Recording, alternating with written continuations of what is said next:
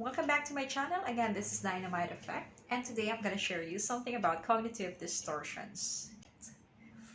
Please stay tuned.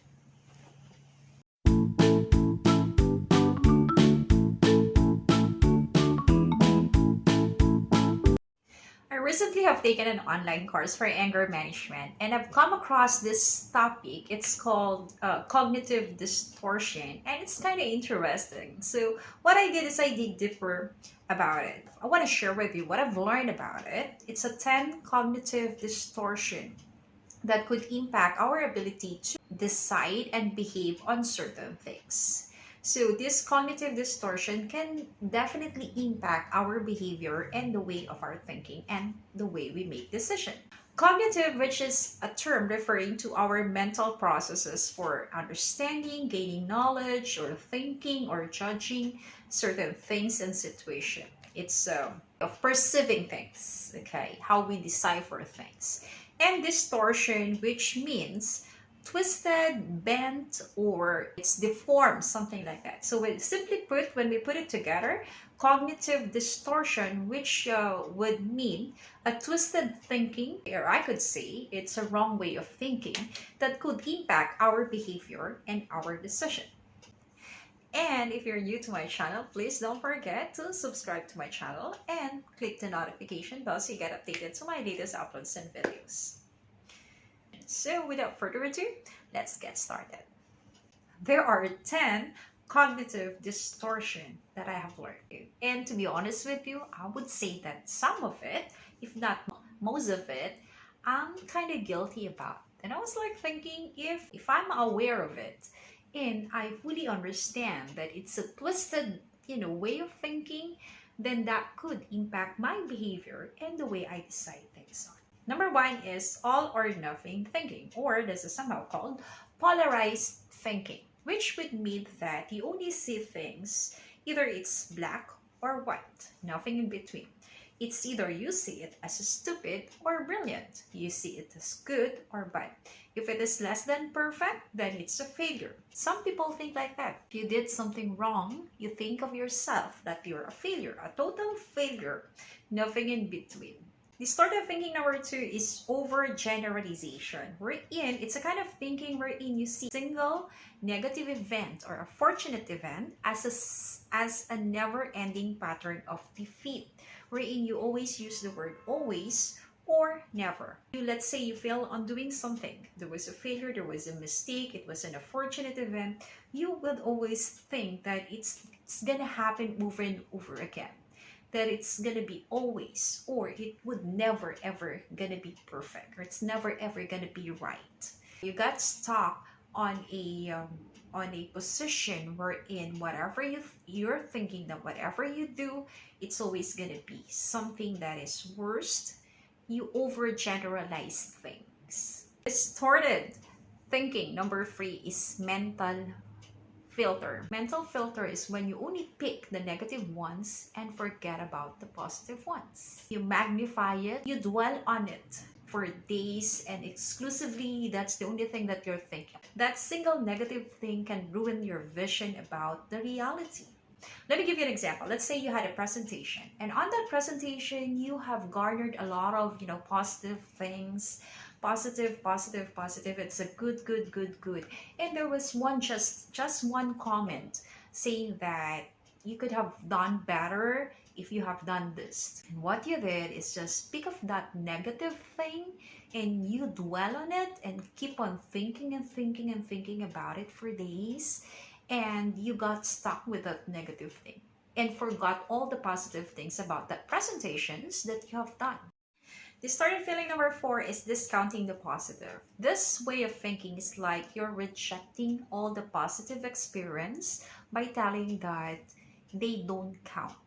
Let's say, for example, someone tells you that you have done a great job, and what your response normally would have, no, I wasn't good enough, and someone could have done better than me, something like that. So you reject the positive experience, and you're thinking that they don't count at all. Distorted thinking number four, it takes out the joy. It takes out the joy in your life, and this will make you feel unrewarded and inadequate. Distorted thinking number 5 is jumping into conclusion. This is when we interpret things negatively without even having the facts at place, or even if when there are no facts to support our conclusions. There are two things under this jumping into conclusion. Number one is mind reading. Sometimes we stop doing things because we tend to read the mind of other person without even that person speaking out, telling it out loud. You are mind reading people even if they don't say anything, jumping into conclusion that they might be telling something wrong and bad or negative things about you. So that's mind reading. It's jumping into conclusion. And the other one is fortune telling, that you're predicting what's going to happen in the future even if you haven't started anything or you haven't started doing anything. You're afraid of doing something because you already think that you're gonna fail. All right, so we're halfway through. So before we proceed, please don't forget to give me that big thumbs up. And don't forget to subscribe to my channel. Click the notification bell to get updated to my latest uploads and videos. So distorted thinking number 6 is magnification or catastrophizing, which would mean that you're always expecting the worst on any event. Neglect the importance of your problems and your shortcomings. You magnify, you exaggerate things. Let's say you have done something, you magnify it, you think of it, you focus on thinking about that kind of problem, and you exaggerate things. You don't see it affects the quality of your life. Catastrophizing means you're expecting the worst thing that could happen on a single event. Or minimizing could also be minimizing the desirable qualities that you may have. Let's say, for example, you're good at something, but you minimize it. You underestimate your capabilities.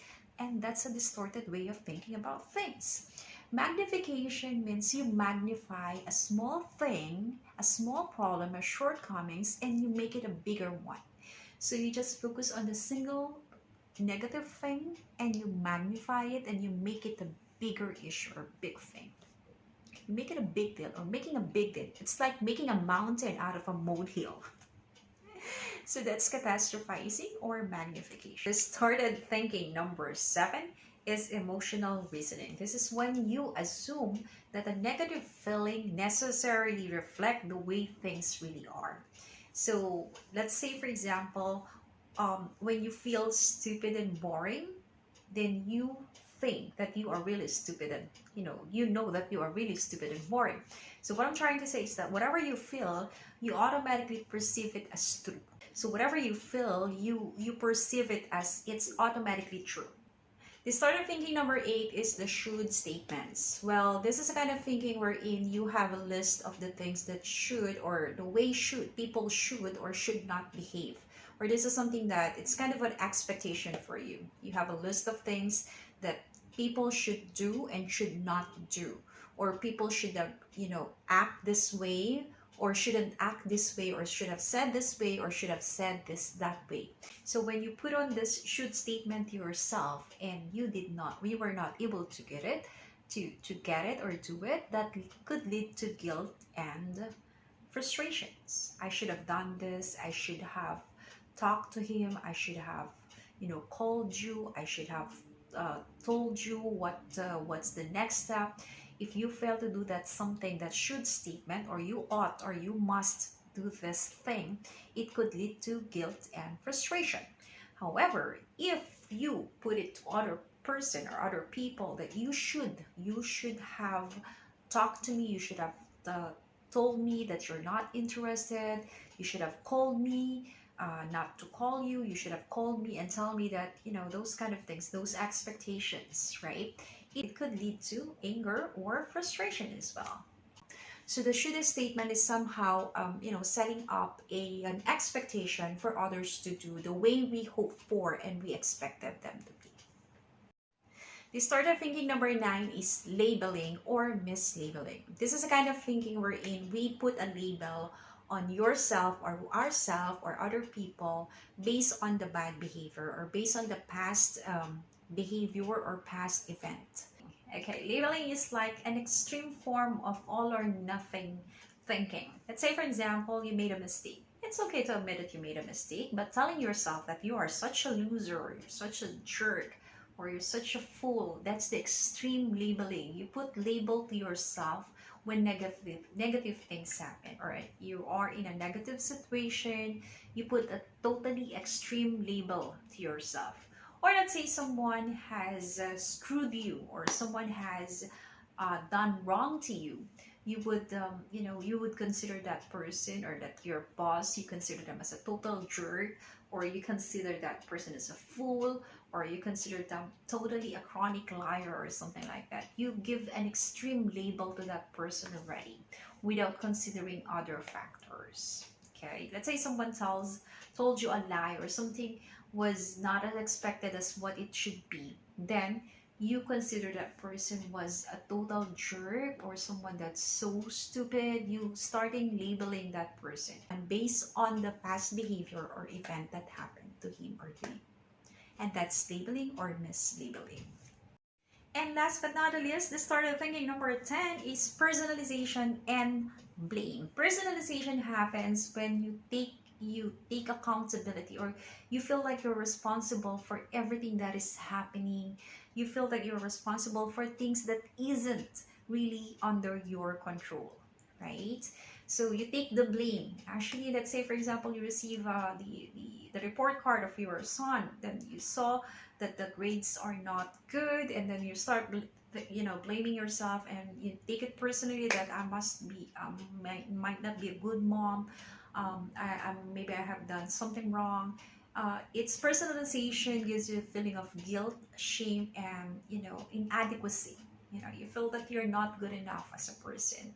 So let's say for example someone walks in the room, let's say your friend, and she has this grumpy look, then you would think that you have done something, or was it really you, or was there something that you've done or something. You take things personally. When let's say someone is trying to give a speech, and that person mentions something, and you tend to personalize it, you tend to take the blame, and you feel that you're responsible for that kind of thing, which is not under your control. On the other hand, blaming is the same thing. When you tend to blame other people for something that there is not their, that is not their problem. You blame people because of something that is not even their mistakes, because you wanted to do you wanted to get out of it, and you don't want to take the blame and all that. So personalization and blame, somehow most of this is the most common type of distorted thinking that most of us experience. If we don't want to take accountability of something, then we blame others for that. We blame others for our fault. That's a wrong way of thinking. Or otherwise, on the other hand, sometimes we take things personally, that we take the accountability, and we feel responsible for something that is not, or that is beyond our control. So those are the 10 distorted thinking. Those are the twisted way of thinking about things, about people, about scenarios and events in our life that could affect our decision, that could affect the way of our life, that could affect our behavior. So there you go, brothers and sisters. There you go, DynaMighters. I have shared with you the 10 distorted thinking that that I feel like it's gonna help us if we are aware of it. So you might want to ask yourself, is it really true? Am I really that bad? Am I thinking it the right way? Am I doing the right thing? Or you might want to have to rationalize the things before you act on something, before you say on something. Things that you might want to think about twice before reacting on a given situation. If you have learned something about it, and if you like anything about it, just leave me a comment. What are the most, what is the most common type of thinking that you think you have most of the time? And I would be gladly to answer those things for you as well, and compare it to what I have. And if you like this video, please don't forget to give me that big thumbs up, subscribe to my channel, click the notification bell to get updated to my latest uploads and videos. Once again, this is DynaMight FM. Always remember, never stop learning and keep educating yourself. Bye and see ya. This, it should happen. It should what we hope for, what we expect it to be, we expect them to be. Yeah. So what am I saying? The start of thinking number 8 is I believe I can fly. should statements. Forgot. Number 8 is should statements. This is when you forgot. It's the motherfucking Eagle Double G. And to follow the should things that you hope for. Single negative event as a pattern of never ending.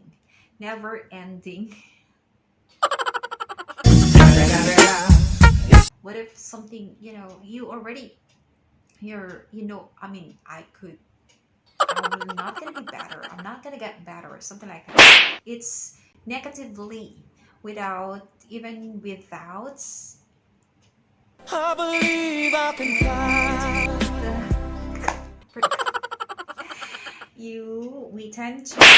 Um, we tend to jump into conclusion, or we tend to think negatively about certain things without the presented facts, or the conclusion.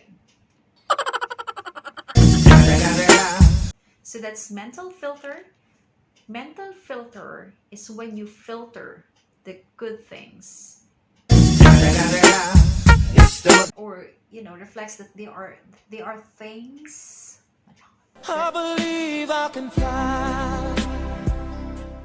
Simple explanation is what you feel is not necessarily true. I believe I can fly. Right. That's the emotional thinking. No, emotional reasoning. Distorted thinking number 6.